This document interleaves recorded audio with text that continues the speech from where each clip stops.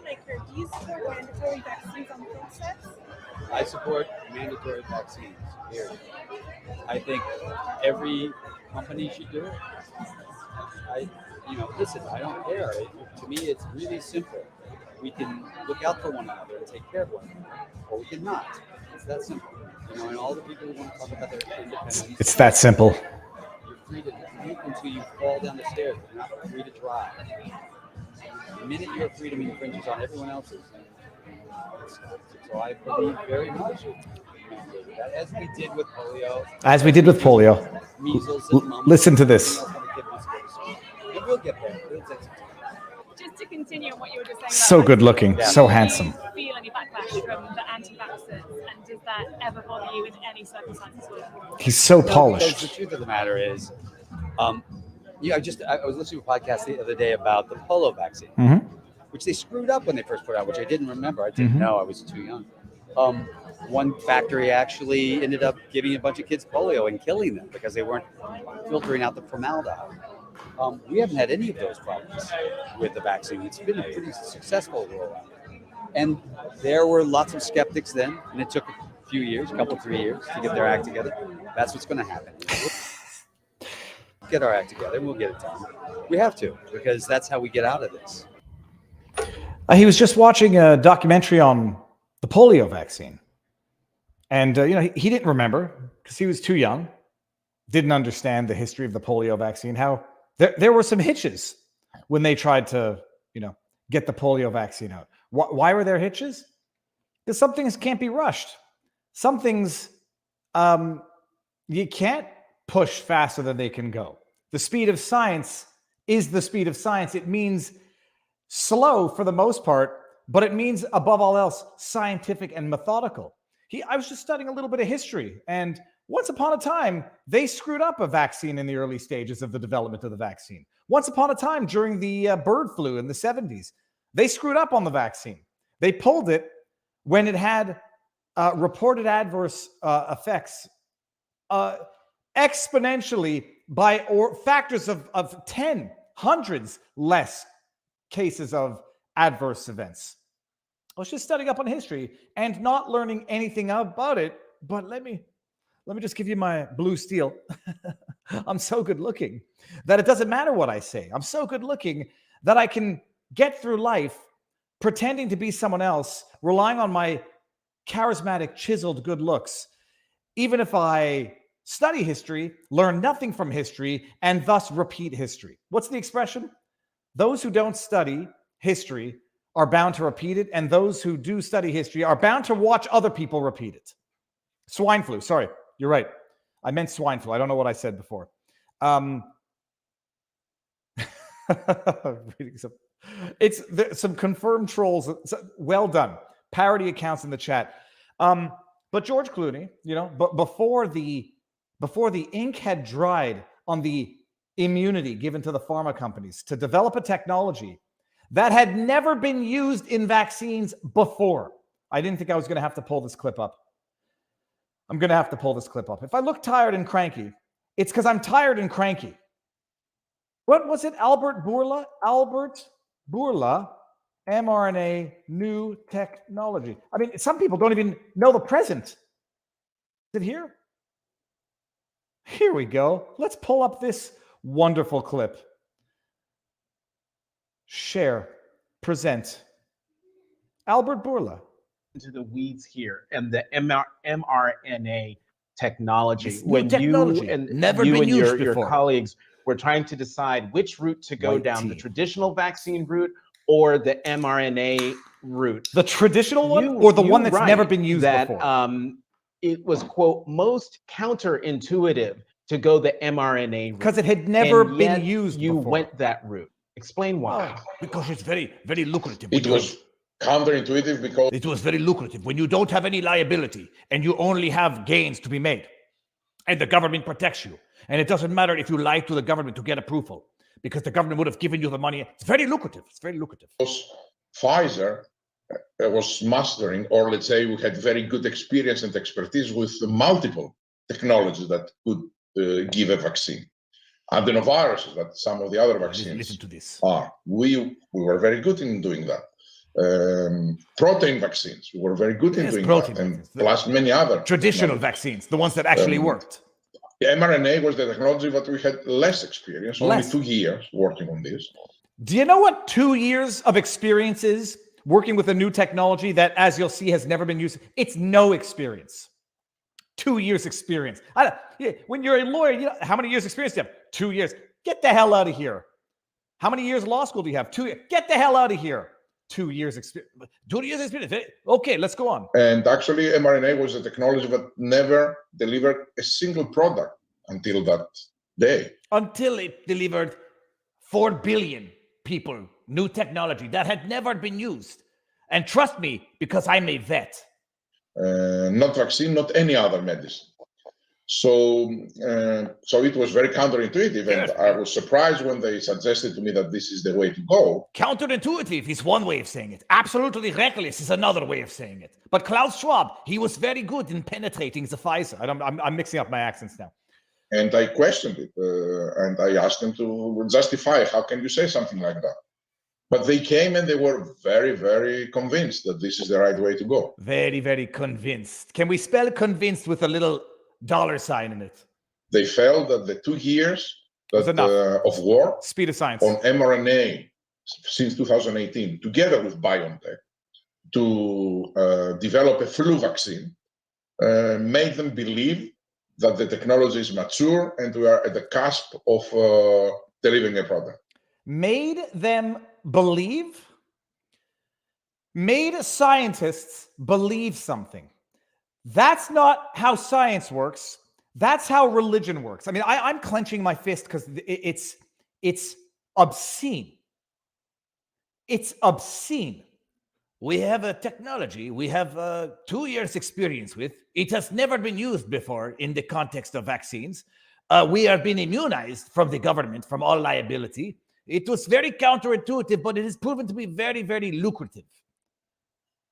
Oh, and just, I mean, I don't know. Has anybody in the chat not ever seen that interview from Albert Bourla? Don't trust a random hypochondriacal YouTubing lawyer. Trust Albert Bourla himself. It was very counterintuitive.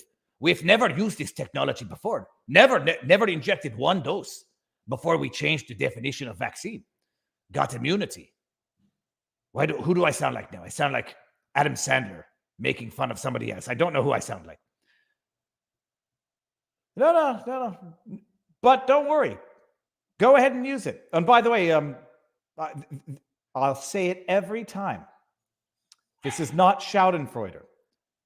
This is, someday people are going to start asking the questions. And until then, it's highly possible that people who might not have otherwise suffered consequences might suffer some consequences. Prominent virologist and AME itinerant elder Dr. A. Oveta Fuller dies at 67. Let's just go to the article. Fuller was an ordained inherent elder in the African Methodist Episcopal Church in the Michigan Annual Conference and served as an adjunct faculty member at Payne Theological Seminary. She also served for several years as a columnist for the Christian Recorder, writing a column, Getting to Zero, advocating for HIV/AIDS awareness and programs throughout AME Church.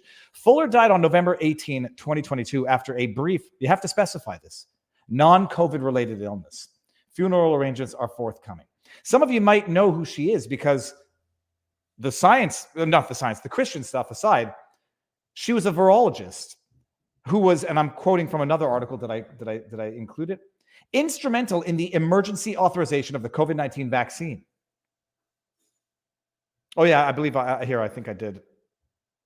Here we go. I brought up a couple of old tweets. As pregnancy naturally brings a temporary type of immunosuppressive, vaccination against COVID and booster are love and wisdom in action for mothers, a mother-to-be, and the people around them. How Dr. Fuller can say this when in the UK they say we don't have enough information to assure the general public that it's safe for pregnant and breastfeeding women. It's amazing. It's amazing. Science is not about agreement. Science is about testing theories vigorously, rigorously, and remorselessly. How one doctor can say it's love and wisdom for pregnant women and mothers to be, where in the UK they're saying we don't have enough data to say anything. And then we got another tweet. I just, wanted to make sure. From pandemic to endemic, SARS-CoV-2 will require wise decisions by leaders and each person. Required vaccines have stopped or reduced many illnesses, polio, with some issues, measles, mumps, pertussis, chickenpox, smallpox. We must add COVID-19 to the list. But not before we do our clinical trials to see how much myocarditis it might cause. Because, we haven't done that yet. When we were telling everyone it's safe and effective, even though the effectiveness is not in preventing transmission, and the safety, we haven't actually done clinical trials to determine if it causes myocarditis. When we told you all of that, we had no reason for telling it to you, apparently. Unless they know it's safe and effective and they're just doing those trials on myocarditis to see. I asked early before we started who wanted to start with vomitus in the mouth, and that's because I have a clip of Justin Trudeau on the back burner. Figured we'd start with that. George Clooney proving he's a better actor and a better philosophizer than a historian and ethicist. And we're going to get into some case law now. Tonight, vaccine mandates being upheld by the 9th or 11th, I think it's the 9th Circuit. All right, before we get into puking in your mouths, I'm not your buddy guy. Also, everyone watch State Control, a documentary that covers centralized banking, digital currencies, and briefly touches on Trudeau and what he did. We're going to get there. Let me read some super chats before we get there. Dostalov Akhmankari, keep fighting, build the bag. 9. Oh man, I don't know what this is. Iran and China, nobody cares. There are 4 lights. Dostalov, thank you very much. He gives them eyes, but they refuse to see. Winston Shittenhouse. Gives them ears and they refuse to listen. Gives them brains and they refuse to think. We love you, Susan. Thank you. Nancy Hawk. I follow because you have other sources. You still represent the people. Thank you very much. Oh, Barnes is in the house. Okay, hold on. Okay, so you know what? I'll save the vomitus for tomorrow. It'll give us something to talk about. I argue history repeats and only faces and tech change. It rhymes. It doesn't repeat. Marcus Aurelius' book, written thousands of years ago, can apply even today because of human nature. Absolutely agree. Winston Shittenhouse, health advisory. Too many forced black pill suppositories will damage your sphincter. I suggest a diet of Dave Chappelle and puppy chow to ease the passage. Dave Chappelle is going to be in Florida on the 27th to the 30th, and I'm not sure if I'm going to be here to be able to see it. DTQC, protest to change public policy in this worrisome. Just ask Louis Rossman after 2 attacks on it. Oh, I'm going to get that video. I'll cover Trudeau tomorrow. Barnes is in the house, and I don't want people getting too sick. Super chats. YouTube takes 30% of every dollar. If you do not like that, but you want to support the channel, the best place to do it, the better place to do it on the one hand is Rumble, where we are currently streaming. There was a Rumble rant. I'm going to screen grab them and read them all tomorrow. Rumble takes 20% of Rumble rants, so better for the creator and better to support a platform that actually supports free speech in a meaningful sense, even more so than Elon Musk does. But the best place to support Robert Barnes and me, vivabarneslaw.locals.com, because $70 a year, or people can, support with more if they so choose.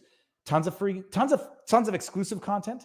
You don't even have to be a supporting member to get a ton of the content out there. We've got a member community of like over 105,000. Great stuff.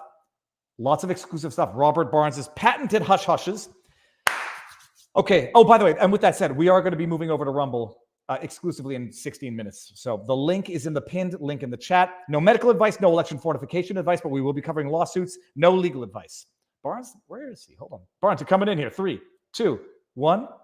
Okay. Robert, hey, where are you?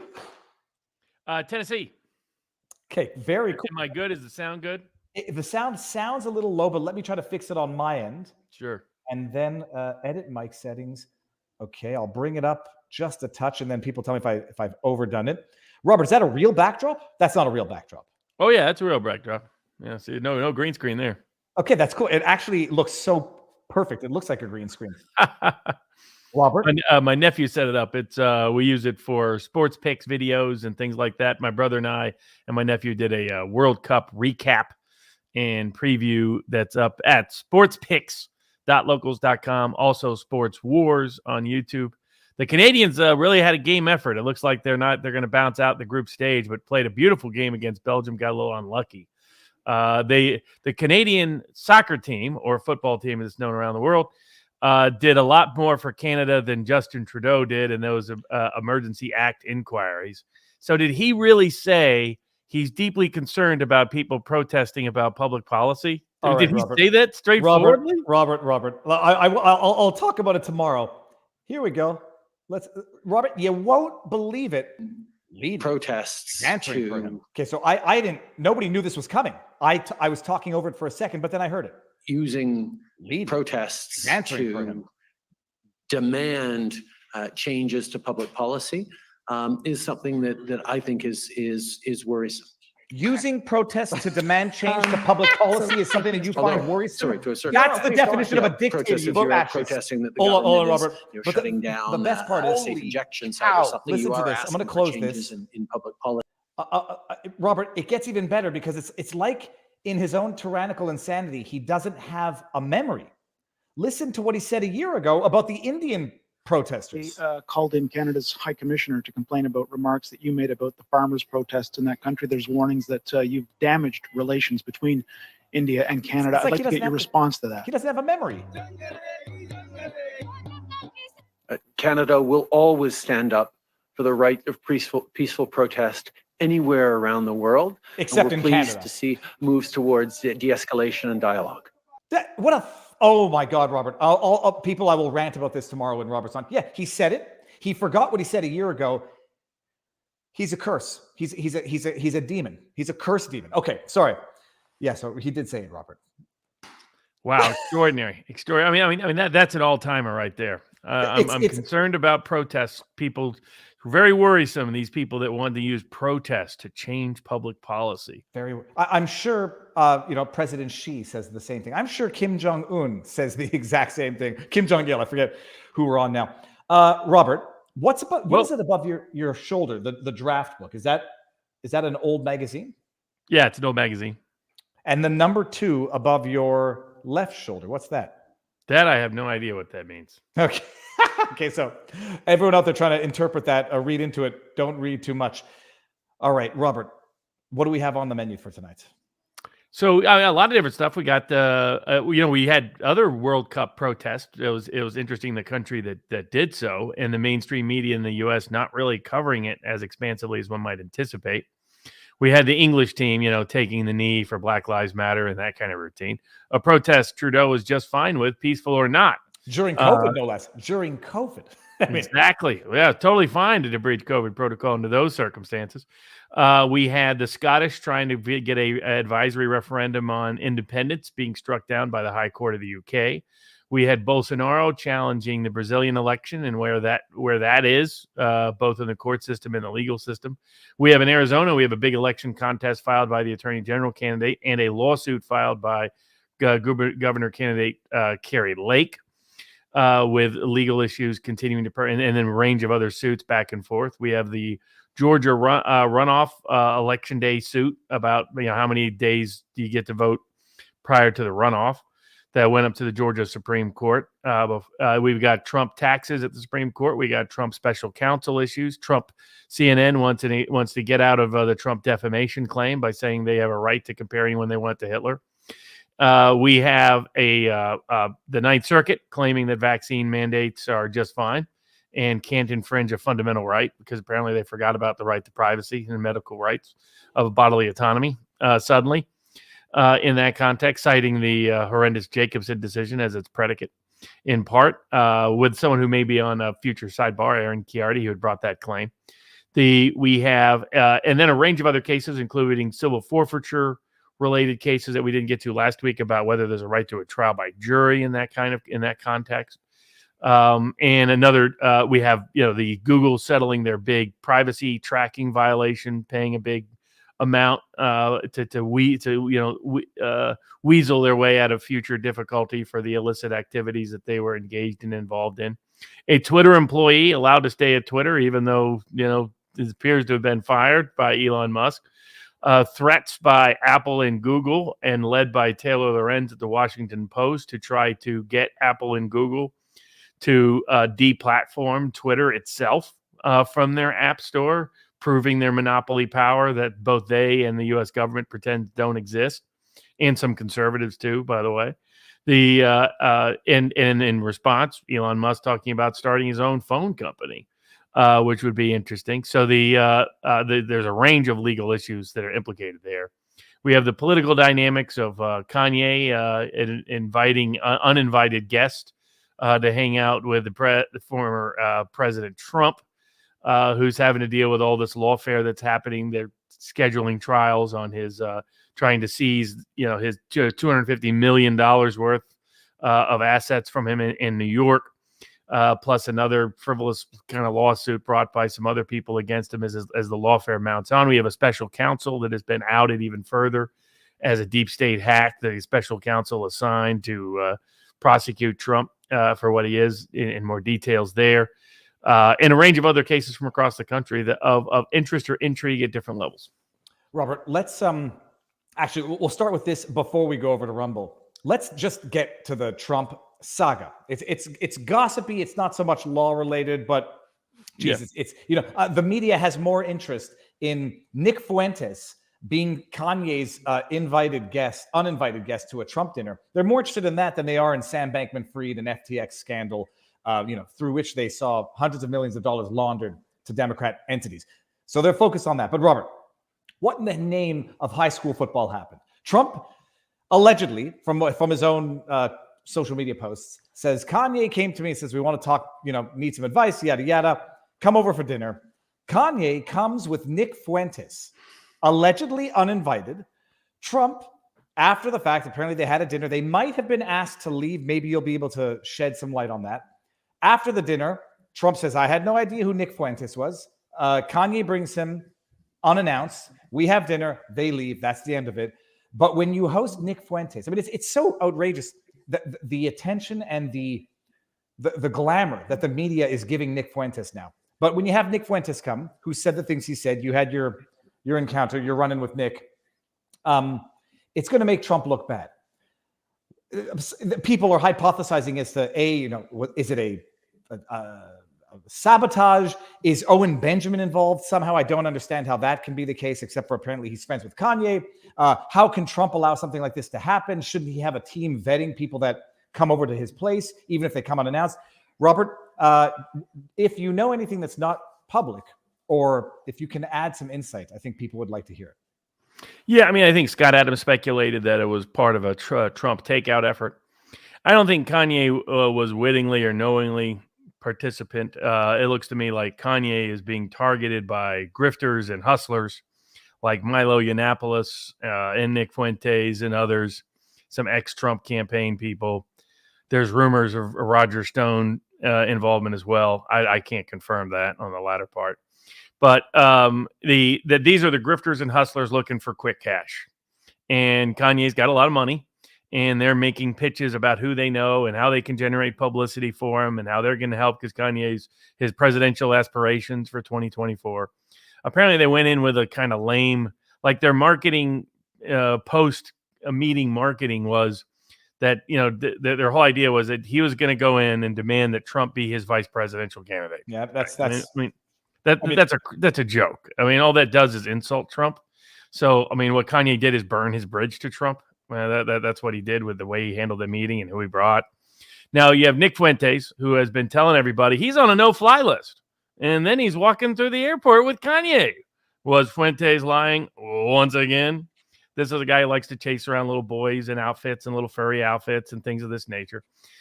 He's mostly a race grifter. I don't think he has a sincere belief in his body. He later gave a big thing about how he's a big supporter of DeSantis. That's ironic because, of course, he claims that he has a very principled position in opposing aid to Israel. DeSantis is one of the biggest Israel backers and was while he's in Congress and continued to be while he was governor. So that tells you how sincere that position was. It was just looking for Jew haters. If you're Kanye, hanging out with more Jew haters is not a great way to convince people that you're not really a Jew hater, that, hey, you just have some unusual beliefs. I still don't think he has malevolence in that respect, but he keeps, you know, if next up is the head of the neo-Nazi party in America and he's doing a front profile for the Daily Stormer, then I'm gonna have to say, sorry, Kanye, you've clearly lost the res. You're off the res. But there's people who are gonna hustle and grift him, looking for cash or notoriety through his you know, quixotic campaign for the presidency. It's clear, you know, I mean, what Trump put is that, hey, Kanye's clearly not all there. You know, I was trying to help a guy that's not all there, and he's still not all there, so I got the hell out of there. I mean, that was basically what Trump said. Didn't know who anybody else was, which is classic. But it does show both the weakness and strength of Trump's current campaign team is he's gone back to a 2016 style. And the upside of that was he didn't have a bunch of hangers on spinning nonsense in his ear, and he acted on instinct a lot. Downside was open access, and people could misuse and abuse their access. Most likely, this was orchestrated by Milo Yiannopoulos. People liked his appearance on with Tim Pool. In my experience, he's not someone who's trustworthy. He screams grifter 10 miles away. He's always been a grifter. There's, of course, many allegations and concerns about how he behaved for a long period of time. I met him when Steve Bannon was busy promoting him back in the 2016 convention, and I was like, I want nothing to do with this guy. This guy screams grifter and hustler. He's tried to get death threats put out on people and things of this nature. He's recently converted. He's no longer gay. If you buy that, I got a couple of bridges in Brooklyn to sell you. You know, I mean, so this is that world, that sort of grifter underworld that, you know, that Fuentes and Milo and that crowd and that Owen Benjamin tends to attach himself to, even if he's not officially a part of, tend to obsess over hating on Jews, and are not productive people. You know, went after Dave Rubin, have gone after other people in very nasty personal ways.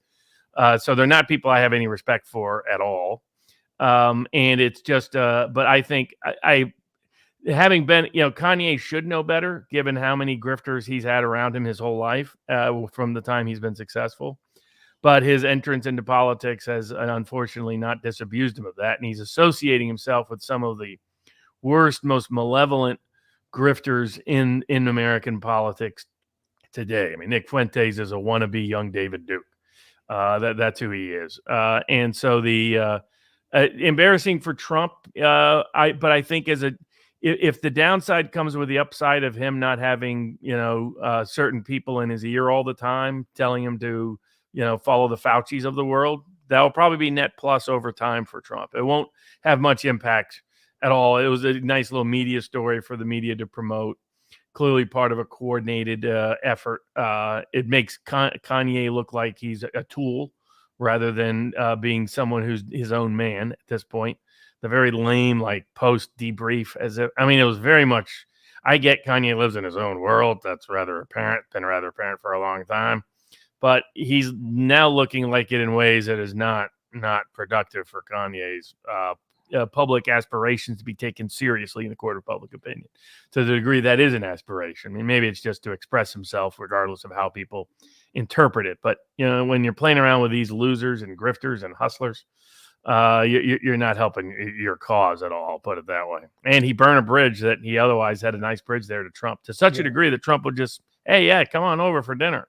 That ain't happening anymore. And chances are Trump's cut off the phone contact too. So a mistake on Kanye's part, ultimately. Minor mistake on Trump's people, but not a big one. If Roger Stone was involved in this, he burnt a bridge too. And I'd be surprised if he was. But Stone has affiliated with Milo and other people, so that's where the speculation has come from. Would Roger Stone is out for a vendetta because Trump put him through the ringer by not protecting him in the criminal charges, or what would Roger Stone have an interest in sinking Trump? It wouldn't be an interest in sinking Trump. It'd be an interest in getting Kanye to write checks. Okay, interesting. I mean, that's the modus operandi of certain people. I don't think Roger would be dumb enough to burn that bridge over something small like that. And some of these people may, you know, be hoping Kanye writes checks. If you know Kanye, you might want to wait until the check clears. Okay, so that's one angle to it. The Milo angle, I don't know. I know what I know of Milo just from the internet. It's times like this when I'm glad I don't have very many friends. If the fewer friends you have, the less likely you are to get in this type of trouble. I saw what Laura Southern put out, the documentary on Milo, and I mean, she detailed Milo's MO for a long time was extortion, entrapment. That's who he was looking to blackmail people on the regular. This goes way back with him. He was always allegations of fraud in terms of his scholarship program and book writing deals and other things. So the guy's bad news. He's always been bad news. He's a very smart person. He's very articulate. I don't doubt either one of those two things. I don't think he's got any moral character in his bone in his body. And that's why I don't trust him and have discouraged people from associating with him or being around him. To the extent he finagled his relationship with Roger Stone to get to greenlight this meeting with Trump, he burned a lot of bridges by doing this. So he better get a big check.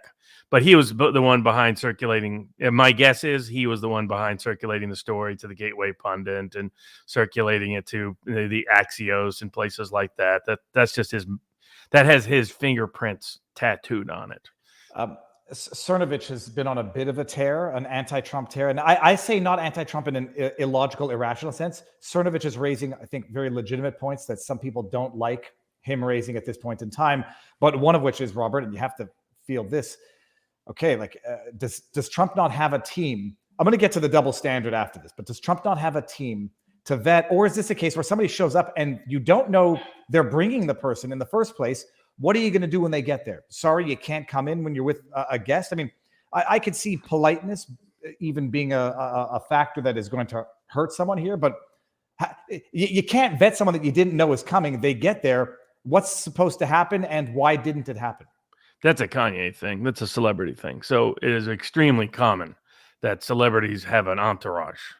So if you're someone like Trump and you've met with those kind of people all your life, you're not surprised at the entourage. You don't know the entourage has any meaning until later, but you're not surprised. Okay, these guys always got 3-4 hangers on. That just runs for the territory. So so I'm sure what happens is Kanye showed up, said, "Hey, I got a couple of buddies with me. Is that cool?" Trump would be, "Yeah, sure, no problem." So now the only thing is, but he's one of the few people who could pull that off. That's why it feels like a setup in which Kanye was being used. It didn't help or boost Kanye much, unless his goal is to get the support of the Jew haters, the Jew Hater United Party or something. Maybe that's going to be the new Kanye political party. Unless that's it, it was a net negative for him. But only a celebrity could pull that off. So is the short answer. Now, the other aspect is it shows that Trump is not being super controlled. I think that's a good thing. So it will come with these kind of loose affiliations and associations and meetings with people who Trump won't know that the media will make hay out of. But the upside is it will also come with meeting people he should meet that the insiders would typically keep out. So I think it's a net positive for Trump to stay open. Do 2016, don't do 2020. Or it's just damned one way and damned the other. The insiders are going to let the bad people in to take him down, but not the good people that he should meet with. Right.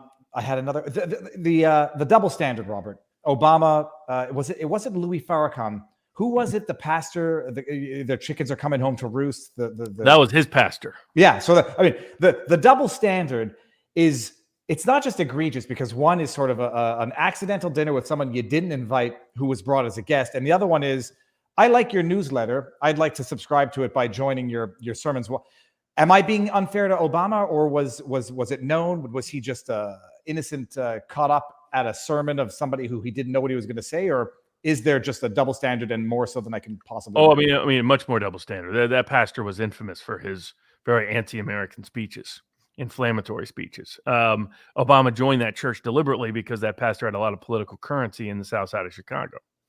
And so he wanted the benefit of being affiliated with him without the burden because of a lot of those pastors' statements. And the media did a great job covering for Obama, as they did throughout. So no surprise there. But, I mean, the fact that Nick Fuente is sitting next to Trump, that doesn't matter. I mean, the media will spin it how they're going to spin it, but that just has no lasting meaning, lasting virtue or value or currency. It's a one-day story. And it mostly nets out to nothing in the end. And we'll see whether Kanye continues to affiliate with these kind of people. Does he continue to self-marginalize himself in the way he's going about things? Does he? I mean, the Owen Benjamin route, that ain't a route to success. Just saying. You know, God bless Owen, but there's a reason he's living out in the farm or wherever. You know, so I don't think that was a path to progress.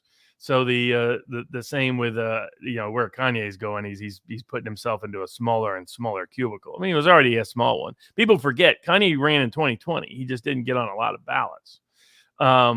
So I mean, the temptation for the political hustlers to get near Kanye to get money out of him is huge. So it brings out all the grifters. Anybody associated with Kanye, that it suddenly, right? Not like Candace Owens clearly wanted to bring Kanye into the conservative camp. That's a whole different animal, and she doesn't need the money. She's doing just fine. But these other people, it shows who they really are.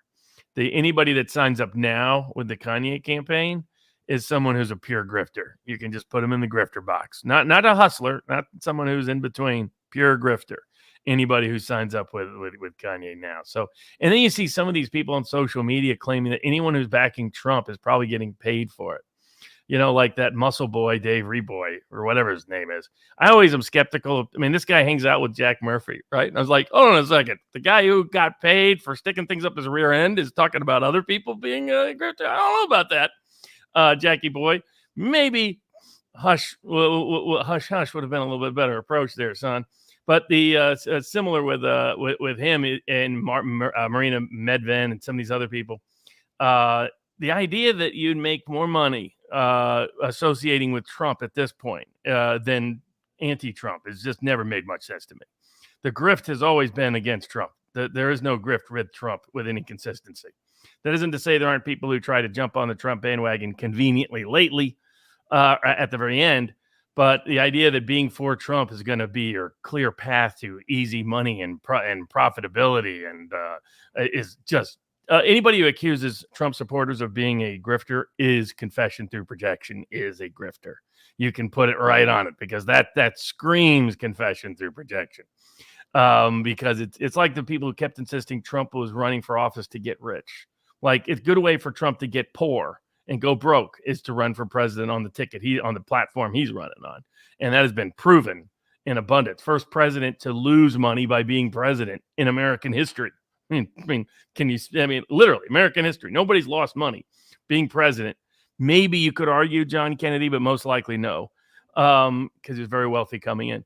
But Trump, otherwise, only wanted to lose money while being president. There's no grift for Trump running for president. There's no grift for people that support Trump against a lot of this nonsense. So but you're going to see all the grifters start pouring out now. Either they'll be jumping on the Kanye campaign or they'll love to bash on Trump. Some people's grievances are personal. Ann Coulter has a personal grievance over Sessions and some other people.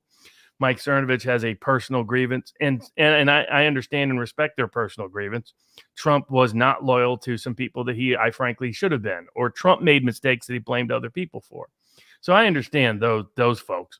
But some of these other, like some people suddenly suggesting DeSantis is some sort of anti-deep state guy and Trump's the deep state guy. When you're saying loony stuff like that, you might be a little off the res. So but definitely the Kanye people are anyone attaching themselves to Kanye at this point, pure grifter. You know, and I'll say before we'll get into the election stuff and Trump's updates on the Rumbles, which is where we're going to go now, people. 38 minutes, 40 seconds. The link is in the pinned comment. I'll drop it one more time. We're going to get into Kari Lake election contest. What else? We're going to talk about, we'll do all of the election stuff. Bolsanaro, Kari Lake, and then we're going to get into a bunch of other good stuff. Twitter lawsuits. Yeah, vaccine cases. Oh, yeah. Abortion pill, big abortion pill case, abortion law case in Georgia. Wide range of important cases that continued. I mean, even though it was a holiday week, the courts weren't on holiday. Oh my goodness! Kind of unfortunately, it was a big week. With 3 kids and 2 extra kids at home. All right, everyone, mosey on over to Rumble. We're gonna. Where'd you get the 2 extra kids from? These the secret paternity kids? No, my daughter's best friends came in from Canada, and it was wonderful. But reminded me of moving. People just think you up and move, and they don't appreciate the. It's hard on kids. All right, I'm going to remove from YouTube. Let's go over to Rumble. 3, 2, 1. 4,400 people should be moving over to Rumble.